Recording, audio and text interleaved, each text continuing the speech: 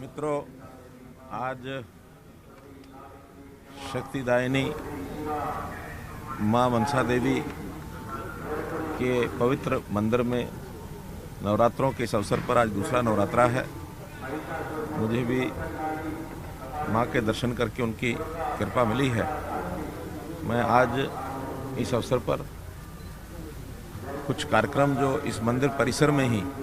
जिनका उद्घाटन किया गया है, जिसमें श्री वाटिका पार्किंग है और न्यू कॉरिडोर जो मैं देखा है, जो माता मनसा देवी टेम्पल और पटियाला टेम्पल को जोड़ता है, ये एक न्यू कॉरिडोर का इसका उद्घाटन किया गया है। शक्ति स्तंभ कालका और पिंजौर यानी माँ काली माता के मंदिर को जाने के लिए जो दोनों रास्ते हैं उन पर शक्ति स्तंभ इनका भी उद्घाटन किया गया है। ये सब मिलाकर के 4,40,00,000 रुपए की लागत से बनने वाले ये चारों प्रोजेक्ट थे। एक प्रकार से जब से ये माँ मनसा देवी और काली माँ मंदिर का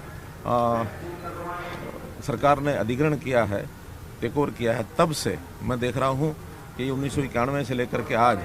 2021 30 साल की इस यात्रा में मंदिर के परिसर में लगातार हम लोग आगे बढ़ रहे हैं। कल ही श्राइन बोर्ड की हमारी मीटिंग थी और उस मीटिंग में भी बहुत से नए प्रोजेक्ट्स इसको मंजूरी दी गई है कि इस मंदिर की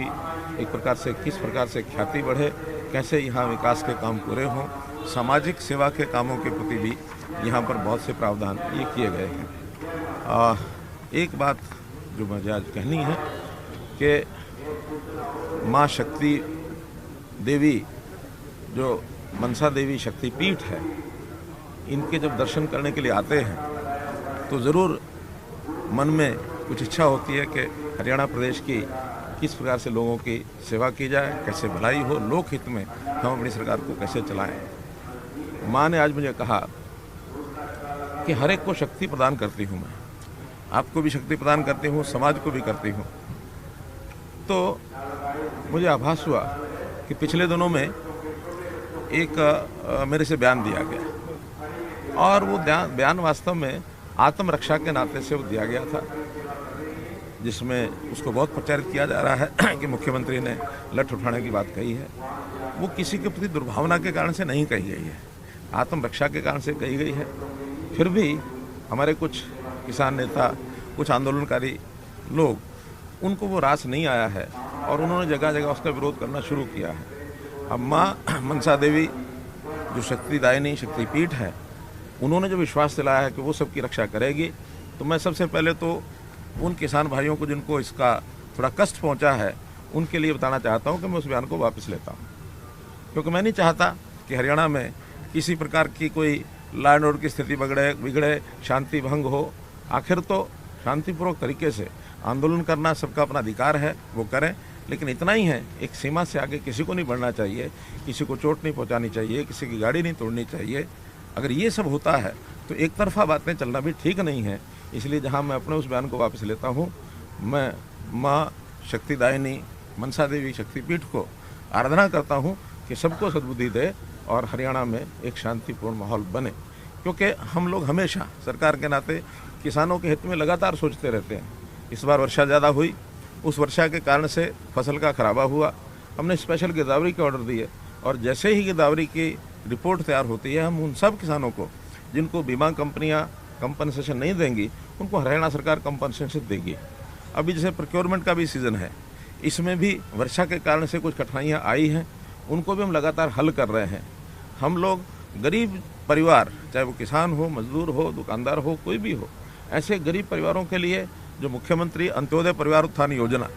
इसका जो एक अभियान चालू किया है, छोटे किसानों को इसका बहुत बड़ा लाभ होने वाला है। इतने सारे हमारे पास कार्यक्रम जो हम लागू कर रहे हैं, हमें तो उनको लागू करने के लिए, उनको आगे बढ़ाने के लिए ही फुर्सत नहीं है, समय नहीं है। तो हम इन बातों को लेकर के किसी प्रकार की कोई समाज में टकरार नहीं बढ़ाना चाहते, तो इस नाते से मैंने ये सारी बात कही है। और हाँ, कैथल में कार्यक्रम मैंने दिया है, जिसका वहाँ के किसानों ने कहा कि मुख्यमंत्री का विरोध करेंगे।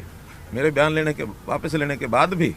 मैं उनकी ही बात को आगे बढ़ाते हुए, क्योंकि हमारे अग्रवाल समाज के वो कार्यक्रम हैं, उसमें हमारे स्पीकर श्री ज्ञानचंद जी गुप्ता ये वहाँ जाएंगे, क्योंकि उन्होंने इसमें सहमति दी है कि अगर समाज का ही नेता आता है तो फिर हमें कोई आपत्ति नहीं है। इसलिए अपने स्पीकर श्री ज्ञानचंद जी गुप्ता को अधिकृत किया है कि मेयर से वहाँ जाएंगे और RKSD कॉलेज का कार्यक्रम उसमें भी, और जो बाद में